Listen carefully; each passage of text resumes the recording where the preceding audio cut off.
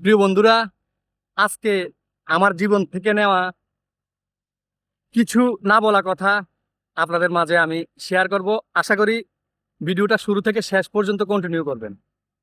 আমি যখন স্কুলে পড়তাম তখন মাঝে মধ্যে স্কুলে পড়া শিখতাম না।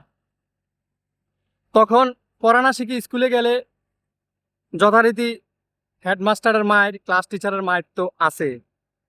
তো বাড়ি থেকে একটা বল আর একটা ব্যাগ নিয়ে চলে আসতাম। এই জায়গাটিতে মাছ ধরে নিয়ে যেতাম। মাছ ধরে নিয়ে মাকে বলতাম, মা আজকে তো আমি স্কুলে যাই নাই। বাবা আসলে বললো যে আজকে আমার পেট ব্যথা ছিল। তো মা বলতো, তুই স্কুলে যাস না, তোর বাপে আমারে গালাগালি করে, এতগুলা টাকা দেওয়া লাগে মাস শেষে, প্রাইভেটের টাকা, তুই স্কুলে না যে এইদিকে হইলে হইব। আমি তো মা দেখো কতগুলা মাছ ধরে আনছি। তো এই জায়গাটিতে আজকে যখন দেখতেছি যে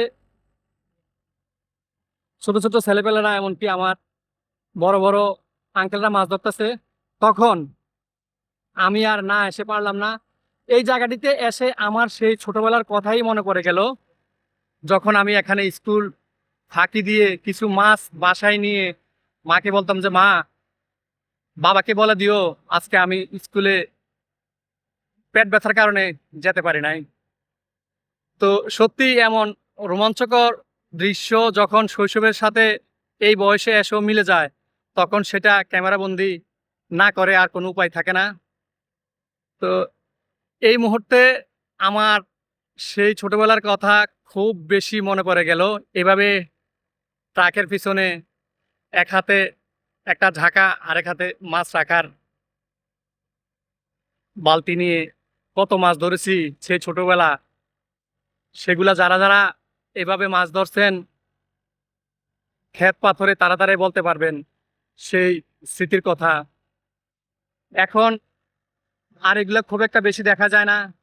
সেই ইট পাথরে যারা চির চেনা গ্রামটাও হয়ে যায় যখন শহরের চিরচেনা রূপে ইট পাথরে ঘেরা মানুষের শুধু কোলাহল চারিদিকে। এই প্রকৃতি প্রতিটি গ্রামে, প্রতিটি ঘরে ঘরে এই প্রকৃতির ছোঁয়া থাকুক। বিশেষ করে আমরা যারা গ্রামে বাস করি তাদের চিরচেনা সেই শৈশবগুলোকে আমরা এখনো মিস করি। এভাবেই আমরা কত না সময় কাটিয়েছি খেতে, মাঠে প্রান্তরে মাছ ধরে, স্কুল ফাঁকি দিয়ে বাড়িতে মাছ নিয়ে গিয়ে।